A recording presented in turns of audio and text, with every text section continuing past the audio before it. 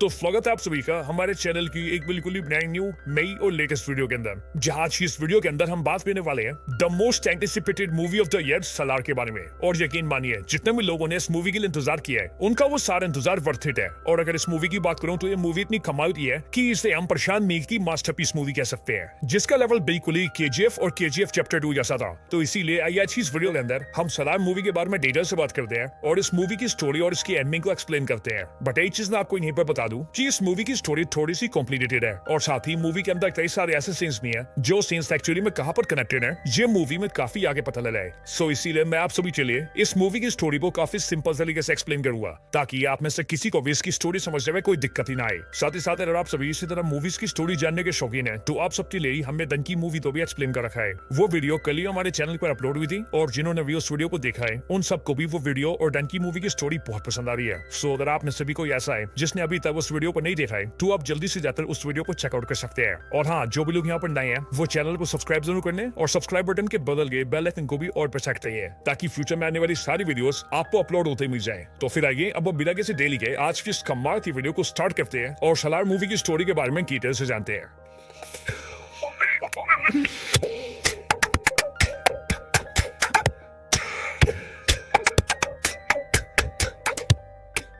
तो इस मूवी की स्टोरी होती है दो छोटे बच्चों से, जिन दोनों बच्चों की एज 10 से 12 साल होती है। इनके नाम होते हैं वर्धा और देवा और ये दोनों ही एक दूसरे के बहुत अच्छे दोस्त होते हैं। मूवी की स्टार्टिंग में ये दोनों साथ में खेल रहे होते हैं बट तभी इनमें से वर्धा को कुछ बच्चे परेशान करते हैं जो कि इनसे काफी बड़े होते हैं। बट ये देखकर देवा अपने दोस्त वर्धा की हेल्प करता है और वो उन सभी को पीट कर अपने दोस्त को बचा लेता है। और यही हमें ये पता लगता है कि वर्धा और देवा दोनों ही सच्चे दोस्त हैं। बट इसके बाद अगले सीन के अंदर हमें एक रात का सीन दिखाया जाता है जिस रात को बारिश हो रही है और यहाँ पर देवा अपने घर को लॉक कर रहा होता है। देवा के घर के आसपास काफी तबाही मची होती है और देवा के घर के अंदर उसकी मदर होती है और वो अपनी मदर को लॉक करके अपनी मदर को प्रोटेक्ट कर रहा होता है। बट तभी हम ये देखते हैं कि वहाँ पर कुछ गुंडे आ जाते हैं जो कि देवा को पकड़ लेते हैं और उसके घर के गेट को तोड़ देते हैं एंड देन वो उसकी मदर को बाहर निकाल लेते हैं। और फिर हम ये देखते हैं कि वो उन दोनों को मारने की कोशिश करते हैं, लेकिन इससे पहले कि वो गुंडे देवा और उसकी मदर को मार पाते वहाँ पर एक गाड़ी से वर्धा अपने कुछ आदमियों के साथ आता है। और यहीं पर हमें ये भी पता लगता है कि ये जो आदमी है जो कि देवा और उसकी मदर को मारना चाहते हैं वो असल में वर्धा के फादर के लोग हैं। और इसलिए यहाँ पर आते ही वर्धा उन सभी से कहता है कि वो लोग उसके दोस्त और उसकी मदर को छोड़ दें। बट वो सारे उससे कहते हैं कि वो लोग सिर्फ कानून पालन कर रहे हैं और कानून उसी के फादर ने बनाया है, सो इसीलिए उन्हें ये करना ही होगा। ये सुनकर वर्धा भी चुप हो जाता है, लेकिन फिर कुछ टाइम बाद ही वर्धा अपने हाथ से एक मोटा सा कड़ा निकालता है और उसे उस गुंडे को दे देता है जो गुंडा देवा और उसकी मदर को मार रहा था। वर्धा उससे कहता है कि मैं एक सरदार हूँ लेकिन मैं अपनी पावर तुझे दे रहा हूँ और इसीलिए तू इस पावर को इस कड़े के साथ ले ले और मेरे दोस्त और उसकी मदर को छोड़ दे। ये देखकर वो गुंडा ऐसे ही रहता है। वो पावर की लालच में वर्धा का कड़ा लेकर पहन लेता है और इसके बदले में वो देवा और उसकी मदर को छोड़ देता है। देवा को यह देखकर काफी खुशी होती है कि उसके दोस्त वर्धा ने उसकी और उसकी मदर की जान बचाई है। बट यहीं पर वर्धा उससे कहता है कि उसके और उसकी मदर के लिए ये जगह बिल्कुल भी सेफ नहीं है और इसीलिए हो सकता है कि फिर से उन्हें मारने की कोशिश की जाए एंड दैट्स व्हाई वो ये चाहता है कि वो दोनों यहाँ से निकल जाए और किसी दूसरी जगह जाकर रहे, एक ऐसी जगह जहाँ उनकी जान को कोई खतरा ना हो। देवा अपने दोस्त वर्धा की बात मान जाता है और वो अपनी मदर को लेकर वहाँ से जाने लगता है, लेकिन जाने से पहले वो अपने दोस्त वर्धा से एक वादा करता है और वो वर्धा से कहता है कि जिंदगी के अंदर अगर वर्धा को कभी भी देवा की जरूरत हो तो वो बस उसे एक बार बुलाएगा तो वो तभी आ जाएगा। और साथ ही देवा अपने दोस्त वर्धा से ये भी कहता है कि वो उसके लिए पूरी दुनिया तक को मार सकता है, इसीलिए वो देवा की इन बातों को कभी ना भूले। और फिर इसके बाद देवा अपनी मदर के साथ वहाँ से चला जाता है और फिर यहीं पर ही वर्धा अपने दोस्त देवा को एक नया नाम देता है और वो उसे नाम देता है सलार। इसके बाद ही सीन शिफ्ट होता है और हम कुछ बहुत ही खतरनाक गुंडों को देखते हैं यहीं पर ये लोग किसी की ट्रैकिंग कर रहे होते हैं और तभी ये लोग उसे ट्रैक करके ढूंढ लेते हैं। और फिर हमें पता लगता है कि जिसे ये लोग ट्रैक कर रहे थे वो और कोई नहीं बल्कि श्रुति हसन है। ये सारे गुंडे श्रुति हसन का पता लगते ही जल्दी से उसके बारे में अपने सुपीरियर्स को बताते हैं और फिर हम ये देखते हैं कि जो इनके सुपीरियर्स है वो बहुत ही बड़े गैंगस्टर्स है और वो ना सिर्फ बहुत पावरफुल है बल्कि उनके हाथ में कंट्रोल भी बहुत ज्यादा है। श्रुति हसन के बारे में पता लगते ही वो सुपीरियर गैंगस्टर्स अपने सारे लोगों को ऑर्डर्स देते हैं और सबको ये बताते हैं कि ये श्रुति हसन उसकी बेटी है जिसे हम मारना चाहते हैं, यानी कि हमारा दुश्मन। लेकिन अब क्योंकि इसकी बेटी यहाँ इंडिया आ रही है सो इसीलिए इसके इंडिया आप ही हमें से उठा लेना है। और फिर इसीलिए ये बोलकर वो सुपीरियर गैंगस्टर्स अपने सारे लोगों को उसकी फोटो भेज देते हैं। बट फिर इसी टाइम पर श्रुति हसन के डैड को इस बारे में पता लगता है कि उसकी बेटी इंडिया जा रही है और क्योंकि वो खुद इस टाइम पर न्यूयॉर्क में होता है इसीलिए वो इंडिया में अपने एक आदमी को फोन करता है और उससे कहता है कि वो श्रुति हसन का ध्यान ध्यान रखे और उसे उसके दुश्मनों से बचाए और उसे किसी तरह से उसे एक आदमी के पास पहुंचा दे जो कि सिर्फ वही है जिसके पास मेरी बेटी सेफ रह सकती है। वो आदमी ऐसे ही करता है। वो शूटिंग हसन के इंडिया आता ही उसे जल्दी से किडनैप कर लेता है और उसे सीधा असम ले जाता है और असम में एक स्कूल टीचर के घर पर छोड़ देता है और स्कूल टीचर को ऐसा विश्वास दिला देता है कि वो लड़की टीचर है जो कि उसके स्कूल में पढ़ाना चाहती है। और फिर यहीं पर हमें पता लगता है कि वो स्कूल टीचर और कोई नहीं बल्कि देवा की मदद है,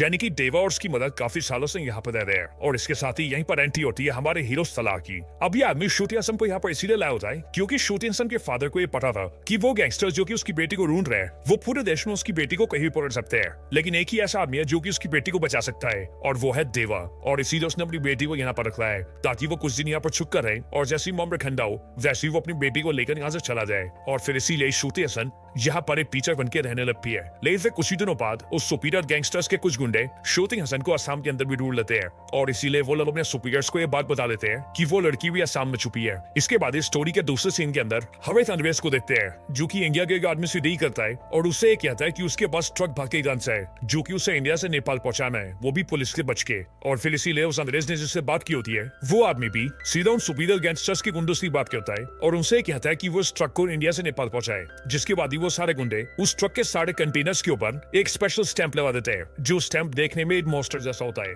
और वो लोग अंग्रेज से कहते हैं कि इस स्टैंप को इस पूरे देश के अंदर कोई भी नहीं रोक सकता। और फिर इसीलिए वो लोग उसके ट्रक को ले जाने लगते हैं। थोड़ी देर बाद हमें ऐसा दिखता भी है क्योंकि जैसे ये ट्रक थोड़ा आगे जाता है वैसे ही बहुत सारे पुलिस इस ट्रक को घेर लेती है, लेकिन जैसे ही पुलिस इस स्टैंप को देखती है वैसी पुलिस भी वहां से भाग जाती है और ट्रक को जाने के लिए कहती है। और फिर हमें पता लगता है कि ये स्टैंप जिस भी आदमी चाहे वो बहुत ही डेंजरस और पावरफुल है, इतना ज्यादा कि उससे पुलिस और सरकार भी डरती है। सुपीरियर गैंगस्टर्स का जो गुंडा इस ट्रक को ले जा रहा होता है उसे ही अपने सुपीरियर्स का फोन आता है जो लोग उससे कहते हैं कि अभी जो वो ट्रक को नेपाल लेके जा रहे हैं वो काम वो बाद में करे, लेकिन उससे पहले वो असम जाए क्योंकि वहां पर उनके उस आदमी को वो लड़की मिल गई है जिसे वो ढूंढ रहे थे और इसीलिए वो ये चाहते हैं कि उस लड़की को जल्द से जल्द उनके पास लाया जाए। इसके बाद फिर वो सारे गुंडे मिलकर जल्दी से असम जाते हैं और श्रुति हसन को पकड़ लेते हैं। बट इसी कैंप पर देवा और उसकी मदद भी वहां पर होते हैं और इसीलिए वो लोग ये देखते हैं कि वो सारे गुंडे मिलकर श्रुति हसन को वहां से ले ला रहे हैं। एंड दैट्स व्हाई देवा की मदद देवा से कहती है कि वो जाकर उस लड़की की मदद करे, जिसके बाद देवा अपना असली रूप दिखाता है और वो उन सारे गुंडों को बड़ी जल्दी पीड़ लेता है। साथ ही साथ देवा उस ट्रक के ऊपर भी अटैक कर देता है जिस ट्रक के अंदर स्टैंप वाले कंटेनर्स लगे हुए।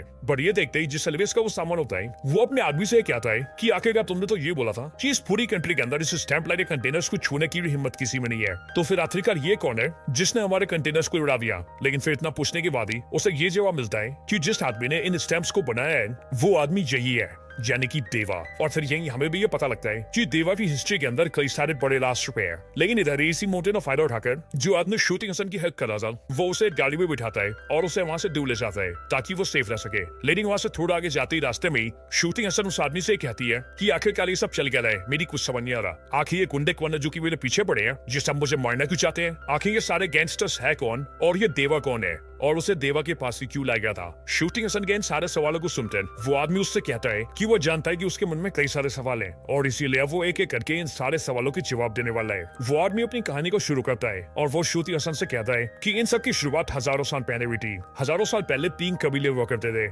जिन 3 कबीलों के नाम थे मन्नार, शोयांग और गरयांग। और वैसे तो इन तीनों कबीलों के लोग डाकू थे जो कि जनरली तरीकों से लूटपाट कर रहे थे, लेकिन एक्चुअली वो बहुत ही पावरफुल और खूंखार भी थे। लेकिन फिर उसने कुछ टाइम बाद ही उन तीनों कबीलों ने मिलकर अपनी एक जला बनाई और उस पूरी जला को उन्होंने नाम दिया खानसार। और फिर वो तीनों कबीले मिलकर अपने इस पूरे खानसार शहर को रूल करने लगे। इन सब के दौरान उनकी कई लड़ाइयां हुई जैसे कि बाहरी हमले और अंग्रेजों के हमले, लेकिन उन तीनों कबीलों ने मिलकर हर बार बाहर से आने वाले सभी को मार दिया, जहाँ तक कि अंग्रेजों को भी, और इसीलिए उनकी हुकूमत को कोई नहीं ला पाया। लेकिन जब साल 1947 में देश आजाद हुआ और 1950s और 60s के अंदर देश को लेकर नीतियां बनने लगी, तब सरकार ने फैसला लिया कि वो खानसार शहर को रद्द कर देंगे और उस एरिया को अपने कंट्रोल में ले लेंगे। लेकिन फिर जब सरकार ने ऐसा करने की कोशिश की तभी उन तीनों कबीलों में से मन्नार कबीले के हेड में सरकार के आगे बगावत कर दी और सरकार के कई सारे मंत्रियों को मार दिया और सरकार को यह धमकी दी कि वो कभी भी खानसार के तरफ उंगली भी न उठाए। जिसके बाद ऐसा ही हुआ और फिर कभी सरकार ने भी खानसार के लिए कोई एक्शन नहीं लिया। इसके बाद मन्नार कबीले का वो लीडर धीरे धीरे करके पूरे खानसार का हेड बन गया और क्योंकि वो एक बहुत ही महान लीडर था इसीलिए उसने भी धीरे धीरे करके खानसार में काफी डेवलपमेंट किए। उसने खानसार में बढ़िया बढ़िया बिल्डिंग्स बनाई, खानसार के लिए एक पूरी मिलिट्री खड़ी कर दी जिनके पास खुद के सोल्जर्स थे। उन्होंने अपने लिए कई सारे हथियार लिए और यहाँ तक कि उस लीडर ने खानसार के लिए कई सारे कानून भी बनाए और खानसार के इस लीडर का नाम था शिव मन्नार। इसके साथ ही खानसार के अंदर शिव मन्नार ने एक डेमोक्रेटिक सिस्टम भी बनाया जिस सिस्टम के अंदर उसने खुद का एक पार्लियामेंट सिस्टम खड़ा किया। शिव मन्नार ने पूरे खानसार को 101 पार्ट पार्ट्स में बांटा और उस सारे एरियाज को रिप्रेजेंट करने के लिए एक वोट पावर बनाई। जिसके बाद अपनी सभा के अंदर उन्होंने 3 सिस्टम बनाए, पहला कपार, दूसरा सरदार और तीसरा कर्ता, और इन तीनों के लिए अलग अलग कड़े बनाए गए। इस पूरी सभा में कपार की संख्या 62 थी, सरदार की संख्या 8 और कर्ता की 1। सभी कपार को 8 वोट पावर दी गई, जिसे रिप्रेजेंट करने के लिए उन सभी को 8 पतले कड़े भी दे गए, जो कि इस बात को रिप्रेजेंट करते थे कि वो सभी कपार हैं। अगली बारी सरदार की, तो एक सरदार को 3 वोट पावर्स दिए गए और इसीलिए 8 के 8 सरदारों के पास 3 वोट पावर्स है, जो कि मिलकर बनती है 24, और उन्हें रिप्रेजेंट करने के लिए इन सभी को मोटे कड़े दिए गए। लेकिन फिर आखिर में आता है कर्ता, जिसने मिले 15 वोट पावर्स, और इसीलिए इसका कड़ा भी सबसे मोटा है। और अपने इस पूरे सिस्टम के अंदर शिव मन्नार खुद कर्ता बना, जो कि सबसे ज्यादा वोट पावर्स के साथ पूरे खानसार को लीड करेगा। इस पूरे सिस्टम से खानसार के सारे लोग बहुत खुश थे और शिव मन्नार बहुत बेहतर तरीके से खानसार को रूल करते थे। लेकिन फिर कुछ टाइम बाद ही नेचुरल रीजंस की वजह से शिव मन्नार की डेथ हो गई। लेकिन फिर शिव मन्नार के मरने के बाद तीनों कबीलों ने और पूरी सभा के सारे सदस्यों ने मिलकर यह फैसला लिया कि अब से शिवराम कबीले के हेड कोई खानसार का कर्ता बनाया जाएगा, जिसके बाद वही खानसार को लीड करेंगे। बट ये बात शिव मन्नार के बेटे राज मन्नार को बहुत बुरी लगी और इसीलिए उसने शोयान कबीले के हेड को मार दिया ताकि वो कर्ता ना बन पाए, और इसके साथ ही शोयान कबीले का कोई भी सदस्य कभी भी उसके खिलाफ बगावत न कर पाए। इसके लिए उसने ये ऑर्डर्स जारी कर दिए कि शोयान कबीले के सारे लोगों को मार दिया जाए, जिसका मतलब ये था कि खानसार में रहने वाले 3 कबीलों में से अब एक कबीले को पूरी तरह से मिटा दिया जाएगा। और फिर ये सब करने के बाद राज मन्नार खुद ही खानसार का कर्ता बन गया। साथ ही साथ उसकी सभा से भी कोई इसकी बगावत न करे, इसीलिए उसने अपने परिवार के सदस्य में से ज्यादातर को कर्ता बना दिया। शिव मल्हार की 2 पत्नियां थी, जिनमें से पहली बीवी से उसे 2 बच्चे थे, जो कि थे ये दोनों, एक बेटा और एक बेटी, जिनमें बड़ा वाला बेटा गरुड़ा है, केजीएफ वाला गरुड़ा। इसके साथ ही दूसरी बीवी से भी इन्हें 2 बेटे थे, जिनमें एक था वर्धा और दूसरा वर्धा था छोटा भाई। और अब अगर आप सभी ने ध्यान दिया हो तो आपको पता लगेगा कि ये वही वर्धा है जो कि देवा का दोस्त है। इसके साथ ही यहाँ पर हमें ये भी पता लगा कि राज मन्नार का बेटा गरुड़ा, उसकी छोटी बहन और उसकी बेटी का पति यानी कि राज मन्नार का जमाई, और साथ ही साथ उसकी पत्नी का भाई यानी कि उसका साला, ये चारों सदस्य उसकी सभा में सरदार थे और उसने अपने परिवार के सदस्यों को ये पद दिया था। लेकिन राज मन्नार ने वर्धा को कोई भी पोस्ट नहीं दिया था। लेकिन ऐसा इसीलिए क्योंकि जब वर्धा छोटा था तभी राज मन्नार ने वर्धा को पोस्ट दी थी और उसने उसे एक सरदार बनाया था। लेकिन अगर आप सभी को याद हो तो मूवी के स्टार्टिंग के सीन के अंदर ही वर्धा अपने सरदार वाला वही कड़ा निकालकर उस गुंडे को सौंप देता है जो कि देवा और उसकी मदर को मारने आया था। और वर्धा की इसी हरकत को देखकर शिव मन्नार उससे गुस्सा हो गया था और इसीलिए उसने उसके वालों से कोई पद नहीं दिया था। इन सब के साथ ही राज मन्नार ने अपने रूल करने के साथ ही अपने पिता के बनाए कानून में भी बदलाव किए थे और कुछ कानूनों को बदल दिया था। और एक कानून ये भी बना दिया था कि जो भी ताकतवर हो वो कर्ता से बगावत करके और उसे हरा के या मार के खानसार के ऊपर रूल कर सकता है, यानी कि जो पावरफुल होगा उसी की डोमिनेंस चलेगी। इन सारे कानूनों और अपने तरीकों के साथ मिलकर राज मन्नार ने खानसार के ऊपर 25 साल तक रूल किया और उसके पूरे राज के अंदर कभी भी कोई कमी नहीं आई। लेकिन फिर एक दिन अचानक से राज मन्नार ये डिसाइड करता है कि उसे किसी जरूरी काम से खानसार से बाहर जाना है। बट फिर इसी टाइम पर राज मन्नार का जमाई उसके पास आता है और उससे कहता है कि उसे अपने बेटे वर्धा को ठुकराए हुए काफी टाइम हो चुका है, लेकिन अब शायद उसने वर्धा को बुला लेना चाहिए। इसके बारे में देखते हैं कि राज मन्नार वर्धा की बात सुनकर इमोशनल हो जाता है और यहीं पर हमें ये भी पता लगता है कि अपने सारे बच्चों में से राज मन्नार सबसे ज्यादा प्यार वर्धा से करता है। और इसके साथ ही जब भी वो वर्धा को देखता है तब उसे अपने पिता की याद आती है। एंड दैट्स व्हाई राज मन्नार ये मन बना लेता है कि वो अपने बाद अपने बेटे वर्धा को ही कर्ता बनाएगा। इसके बाद भी राज मन्नार अपनी बेटी को टेम्पररी बेसिस के लिए कर्ता बनाता है और उससे कहता है कि जब तक वो वापस नहीं आता तब तक वो उसकी जगह रहकर रूल करेगी। इसके साथ ही वो सभा के अंदर अपने बेटे वर्धा को बुलाता है और 8 सरदारों में से एक सरदार की पोस्ट लेकर वर्धा को एक सरदार बना देता है। और साथ ही वो ये भी अनाउंस करता है कि जब वो वापस आएगा तब वो अपने बेटे वर्धा को कर्ता बना देगा, जिसके बाद उसका बेटा वर्धा ही खानसार पर रूल करेगा। और फिर इन सब के बाद राज मन्नार जरूरी काम से खानसार से बाहर चला जाता है। बट फिर तभी हम देखते हैं कि राज मन्नार का जमाई अपना असली रंग दिखाता है और राज मन्नार ने जिस आदमी की सरदार पोस्ट लेकर अपने बेटे वर्धा को सरदार बनाया था वो उसी आदमी के पास जाता है और उसे बोलकर भड़काने लगता है कि राज मन्नार ने उसके साथ गलत किया है। अब यहीं पर हमें ये बात भी पता लगती है कि ये आदमी उसी आदमी का बेटा होता है जिस आदमी को वर्धा ने बचपन में अपना कड़ा दिया था और अपने सरदार को ओहदा दिया था। और यहाँ पर राज मन्नार का जमाई उसी बात को बोलकर इस आदमी को भड़का देता है और उससे ये कहता है कि अगर वो चाहे तो अपनी पोस्ट को बचा सकता है और इसके लिए बस उसे वर्धा को खत्म करना होगा। वो आदमी अपनी सरदार की पोस्ट को बचाने के लिए वर्धा को मारने के लिए तैयार हो जाता है, जिसके लिए वो तैयारी भी करने लगता है। लेकिन तभी दूसरी तरफ हमें ये भी पता लगता है कि राज मन्नार के फैसले से उसका बड़ा बेटा गरुड़ा भी बहुत गुस्सा है। और वैसे मैं आप सबको बता दूं कि मूवी के अंदर शर्म गरुड़ा नहीं है, लेकिन क्योंकि मुझे इसका असली नाम याद नहीं इसी गेम से गरुड़ा ही बोल रहे हैं। गरुड़ा को इस बात की जलन होती है कि राज मन्नार का सबसे बड़ा बेटा वो है, लेकिन फिर भी राज मन्नार ने उसके होते हुए उसके छोटे भाई वर्धा को कर्ता बनाने का फैसला लिया है और इसीलिए इसके मन में भी वर्धा के लिए घृणा आ जाती है और वो वर्धा को मारने की कोशिश करता है। इसके बाद वर्धा के खिलाफ के सारे लोग एक साथ हो जाते हैं और वो सब साथ मिलकर वर्धा को मारने जाते हैं और वो ये सोचते हैं कि वो सभी वर्धा को मार देंगे जिससे कि वर्धा कभी कर्ता नहीं बन पाएगा और उन्हें भी कभी दिक्कत नहीं होगी। लेकिन फिर तभी ये बात राज मन्नार की बेटी को पता लग जाती है। वही बेटी जो कि टेम्परेरी बेसिस पर यहाँ भी करता थी और वो ये जान जाती है कि वर्धा को मारने की कोशिश की जा रही है। अब वैसे तो वो भी वर्धा से नफरत ही करती थी, लेकिन वो ये सोचती है कि उसके फादर ने उसे जिम्मेदारी दी है और इसी अगर उसके राज में कुछ गलत हुआ तो वो अपने फादर का भरोसा खोलेगी एंड दैट्स व्हाई वो फैसला लेती है कि वो ये सब रोक करेगी। इधर हम ये देखते हैं कि वर्धा के सारे दुश्मन मिलकर वर्धा को मारने के लिए आ जाते हैं और वो वर्धा को मारने के लिए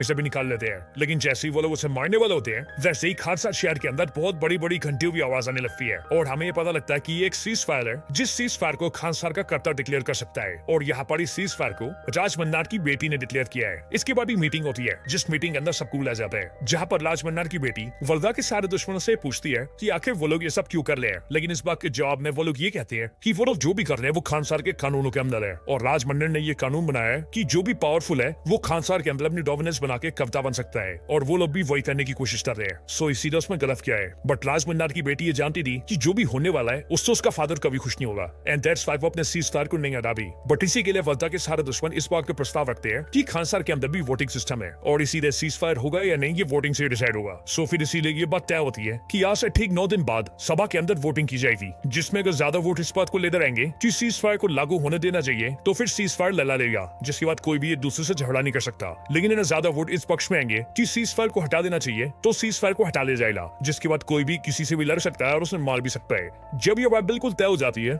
कि ठीक 9 दिन बाद सीज फायर को लेकर वोटिंग हो रही तभी वर्धा के सारे दुश्मन यानी कि दरोना और बाकी सारे लोग सभा के दूसरे मेंबर्स को अपनी तरफ करने की कोशिश करते हैं प्यार से या फिर धमकाकर जैसे मर्जी। लेकिन उन सबका मोटिव यही होता है कि वो किसी भी तरह से ज्यादा वोट्स को अपनी तरफ कर लें ताकि वोट वाले दिन इस बात को लेकर ज्यादा वोट आए कि सीज फायर को हटा देना चाहिए जिससे कि सीज फायर हट जाए और वो लोग वर्धा को मार सके। और जब ये लोग ये मेक श्योर कर लेते हैं कि वो लोग वोटिंग स्किल सीज फायर को हटवाई देंगे तभी ये सब मिलकर अपनी खुद की मिलिट्रीज बनाने लगते हैं क्योंकि ऑफ कोर्स खान सर की जो मिलिट्री है वो खान सर के कविता के हाथ में है यानी कि अभी के टाइम पर राज मन्नार की बेटी के हाथ में और राज मन्नार के आने के बाद राज मन्नार के हाथ में। सो इसीलिए ये लोग खुद की गन्स खरीदते हैं, मिसाइल्स, बॉम्ब्स और एक्सप्लोजिव खरीदते हैं और बहुत सारे देशों के रेबल सोल्जर्स को उठाकर ले आते हैं और उनसे अपनी खुद की आर्मी बनाते हैं ताकि 9 दिन बाद जब ये लोग वर्धा को माने तब जब उन्हें कोई रोकने आए तो वो उससे भी खत्म कर दे। ये सारी चीजें वर्धा का छोटा भाई और उनके साथी भी देखते हैं और वो लोग भी ये डिसाइड करते हैं कि अगर उन सबको बचना है और इस लड़ाई को जीतकर जिंदा रहना है तो उन्हें भी खुद के लोग चाहिए होंगे और उन्हें भी खुद की आर्मी तैयार करनी होगी। और फिर इसी के लिए वर्धा का छोटा भाई उससे पूछता है कि उनकी आर्मी कहाँ है, वो कब उसे तैयार करेंगे। और फिर इसीलिए वर्धा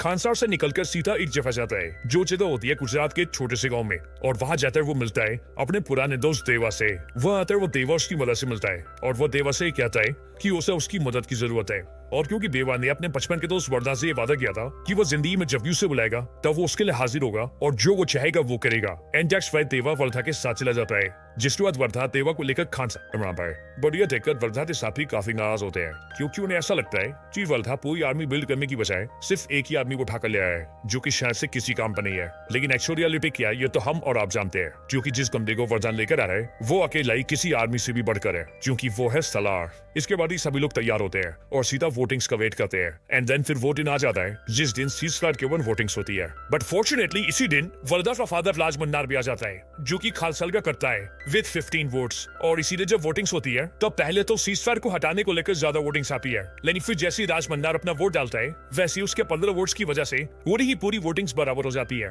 और इसीलिए फिर आखिरी वोट बचता है वर्धा का। एंड साथ ही साथ सब कुछ वर्धा पर डिपेंड था कि क्या वो सीजफायर लागू रखना चाहता है या फिर सीजफायर को हटाना चाहता है। वर्धा का फादर राज मन्नार ऐसा सोचता है कि वर्धा सीजफायर लागू रखेगा और उसी के लिए वोट करेगा ताकि सीजफायर लागू रहने से कोई भी लड़ाई झगड़ा नहीं करेगा और फिर मेला विका वर्धा मेरी जगह लेकर खान साहब को नॉर्मली रूल करेगा। लेकिन वर्धा कुछ अलग करता है क्योंकि वर्धा सीजफायर को हटाने के लिए वोट करता है और फिर क्योंकि सीजफायर को हटाने के लिए ज्यादा वोट्स आते हैं इसीलिए खान साहब के अंदर सीजफायर हटा दिया जाता है। बट ये देखकर वर्धा का फादर राज मन्नार भी काफी शॉक होता है और वो ये सोचता है कि आखिरकार वर्धा ने ऐसा क्यों किया। लेकिन फिर यहीं पर स्टोरी में हम ये देखते हैं कि वर्धा और देवा पहले ये डिसाइड कर चुके हैं कि अब वर्धा और किसी से नहीं डरेगा और अब वो सीजफायर को हटाकर अपने सारे दुश्मनों से लड़ेगा और देवा के साथ मिलकर उन सब पर हाथ मार देगा। इसके बाद ही प्रेजेंट टाइम के अंदर गरुड़ा और जो भी लोग वर्धा के खिलाफ थे वो सब के सब अपनी टीम और आर्मी को लेकर तैयार हो जाते हैं और जंग की शुरुआत करने लगते हैं। लेकिन इधर अब वर्धा भी देवा के साथ तैयार था। इधर ही वर्धा के ऊपर कई सारे हमले भी होते हैं और उन्हीं हमलों के अंदर वर्धा और देवा मिलकर उन सभी को मारते हैं और खुद की जान बचाते हैं।